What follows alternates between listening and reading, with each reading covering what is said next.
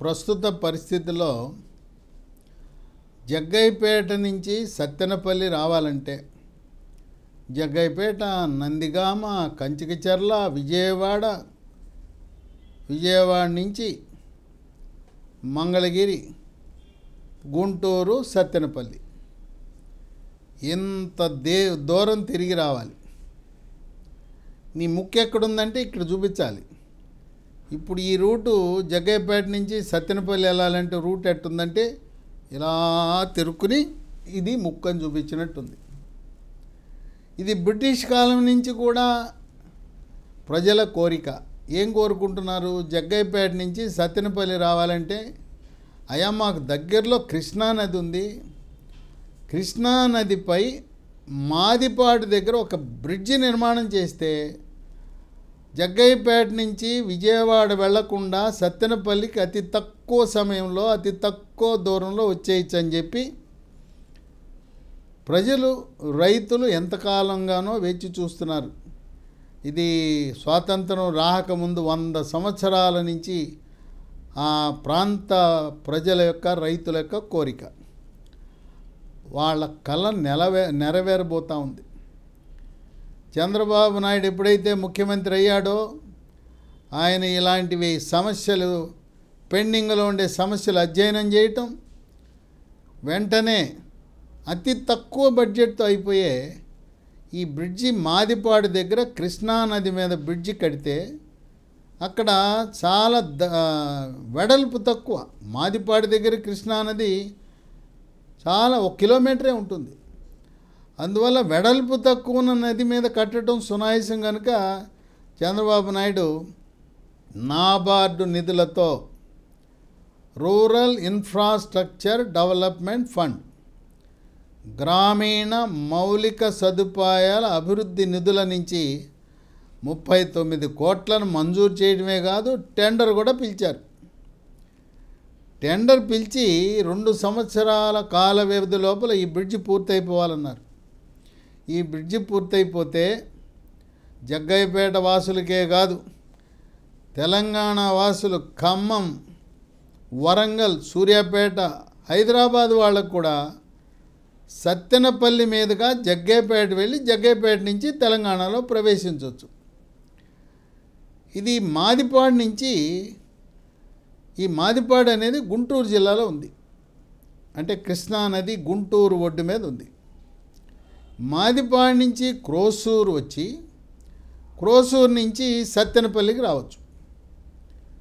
ఈ మాదిపాడు దగ్గర నిర్మించే బ్రిడ్జి అమరావతికి కూడా ఉపయోగం, అమరావతికి కూడా ప్రయోజనం ఉంది. అమరావతి నుంచి విజయవాడకు రాకుండా హైదరాబాద్ వెళ్ళే అవకాశం ఉంది. అది ఎలా అంటే ఇప్పుడు జగ్గయ్యపేట, మాదిపాడు, క్రోసూరు నుంచి పెదకూరపాడు మీదుగా అమరావతికి వచ్చేయచ్చు. అంటే అమరావతి వాళ్ళు పెదకూరపాడు వెళ్తారు, క్రోసూరు వెళ్తారు, మాదిపాడు, జగ్గయ్యపేట వెళ్ళిపోతారు. అంటే మనము విజయవాడ వెళ్ళే సమయానికి మనం జగ్గయ్యపేటలో ఉంటాం. దూరం తగ్గింది. ఈ ఒక చిన్న చర్య మరి ఆ బ్రిటిషు దొరల కాలం నుంచి ఎన్నో ప్రభుత్వాలు వచ్చాయి. మరి కాంగ్రెస్ ప్రభుత్వం సింహభాగము పాలన చేసింది ఆంధ్రప్రదేశ్ రాష్ట్రాన్ని, దేశాన్ని. మరి ఇప్పుడు 39 కోట్లు, ఇంతకుముందేగా దాన్ని నిర్మాణం చేసి ఉంటే 5 కోట్లతో అయిపోయేది. చంద్రబాబు నాయుడు ఆలోచన ఎప్పుడు కూడా ఆయన ఒక పదం మాట్లాడుతుంటాడు, ఆయన చాలా ఇష్టమైన పదం, లో హ్యాంగింగ్ ఫ్రూట్స్ అంటాడు. లో హ్యాంగింగ్ ఫ్రూట్స్ అంటే తక్కువ ఖర్చుతో ఎక్కువ ప్రయోజనం పొందాలి అంటే ఏంటి ఆయన ఉద్దేశము? చెట్లు ఎత్తు బాగా ఉంటే ఆ ఎత్తైన చెట్లు మనం ఎక్కి కోసుకోలేం కనుక చెట్ల ఎత్తు చాలా తక్కువ ఉండాలి. మనం నేల మీద ఉండే చేత్తో కోసుకునే చెట్లను లో హ్యాంగింగ్ ఫ్రూట్స్ అంటారు.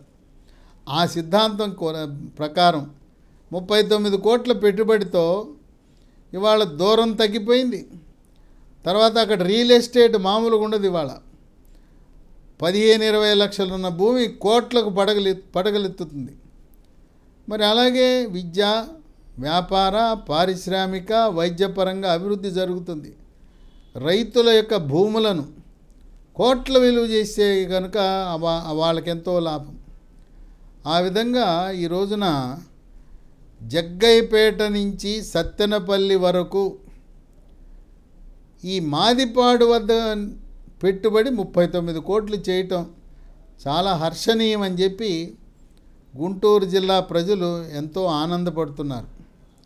ఇక సత్తెనపల్లి దాకా వచ్చిన తర్వాత సత్తెనపల్లి నుంచి తెనాలి దగ్గర అవుతుంది. సత్తెనపల్లి నుంచి ఒంగోలు, నరసరావుపేట కూడా వెళ్ళటానికి వీలు పడుతుంది. అంటే మనం జగ్గయ్యపేట నుంచి చెన్నై వెళ్ళటానికి విజయవాడకు రాకుండా ఇదొక షార్ట్ కట్ మార్గంగా కూడా ఉంటుంది. ఈ విధంగా తక్కువ ఖర్చుతో ఎక్కువ ప్రయోజనాలు పొందే ప్రాజెక్టులు నిర్మాణం చేయాలని, బ్రిడ్జిలు నిర్మాణం చేయాలని ప్రజలు కోరుకుంటున్నారు. గుంటూరు వాసులు, కృష్ణా జిల్లా జగ్గయ్యపేట, నందిగామ నియోజకవర్గ ప్రజలు, అమరావతి ప్రజలు మాదిపాడు బ్రిడ్జి దాన్ని శాంక్షన్ చేయటం, టెండర్ పిలిచి త్వరితగతిన పనులు పూర్తి చేయమని ఆదేశించినందుకు ఎన్డీఏ కూటమి ప్రభుత్వానికి, చంద్రబాబు నాయుడికి కృతజ్ఞతలు తెలియజేస్తూ ఈ విధంగా ప్రతి జిల్లాలో కూడా తక్కువ ఖర్చుతో ఎక్కువ ఫలితాలు వచ్చే ప్రాజెక్టులు నిర్మాణం చేయాలని ఆర్థిక రంగ నిపుణులు, రాజకీయ విశ్లేషకులు కోరుకుంటున్నారు.